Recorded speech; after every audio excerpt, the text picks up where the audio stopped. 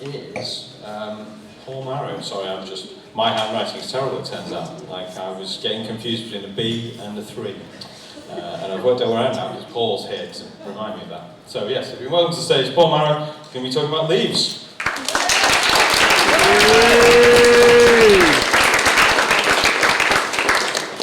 Good evening, everybody. When I discovered that Leaf had got a new branch in West Kirby, I thought it was most appropriate that I should talk to you this evening about leaves. And I think there's another important reason, and that's that we humans share a planet with plants that have lots and lots of leaves. And this is quite significant because we as humans tend to do things like building cities and roads which influence where leaves grow. And where leaves grow depends on where they are. They can grow in valleys, they can grow on the sides of hills, but when they get to the top of mountains it's difficult. But despite the fact that we humans build borders like this border between Canada and the United States, leaves don't care where borders are. If they can grow by railway lines, they will. And if you go further down this railway line, here heading past Vermont in the northern US, you can see that in what the Americans call the fall, but now our autumn, leaves in Vermont are gradually changing colour. And as I headed further south on this particular trip, I discovered that leaves do actually fall off trees onto my car in Tennessee at this point in the American fall. And leaves don't care where they fall because they don't realise that there might be things underneath. They also sometimes, if it's the right species, decide to grow on buildings that we humans have built.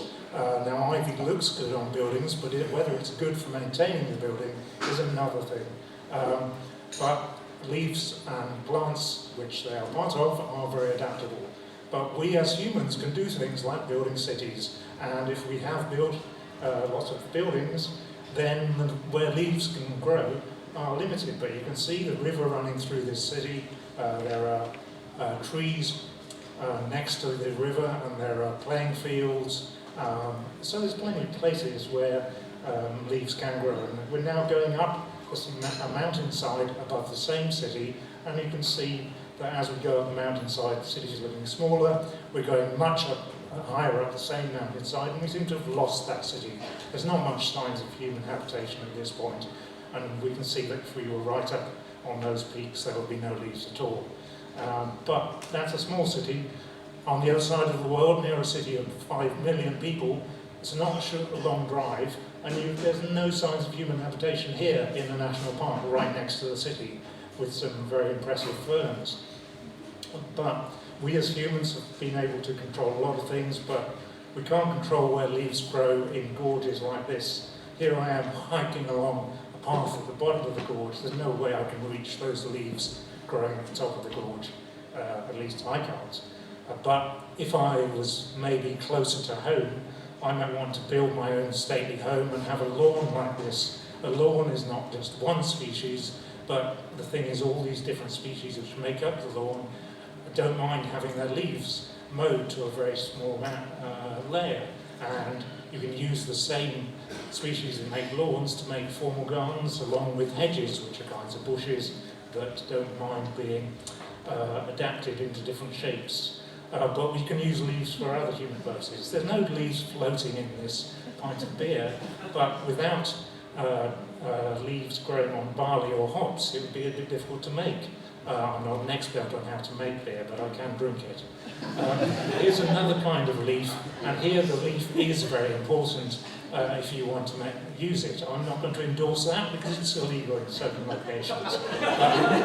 Some people do like using it, and it is legal in other locations. Here is another leaf which produces something which is very, very illegal in some contexts. This is actually medicinal opium.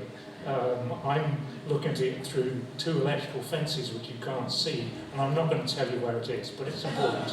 And here's a leaf that I don't have to tell you about, especially not in this venue, and it is extremely relaxing. At this point, maybe I would like to go away and have one of these. But there are new kinds of leaves, and these are not drinkable. These are used in computer science for making decisions. This is a decision tree where the way the decision tree branches out are called leaves.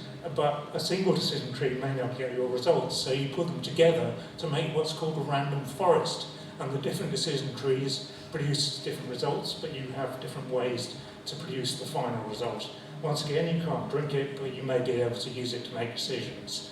And it's almost time for me to relax with a cup of tea, so I'm going to put Leaf's motto on the end of the slide. And yeah, I really could do with a cup of tea at this point. And I think that's about it.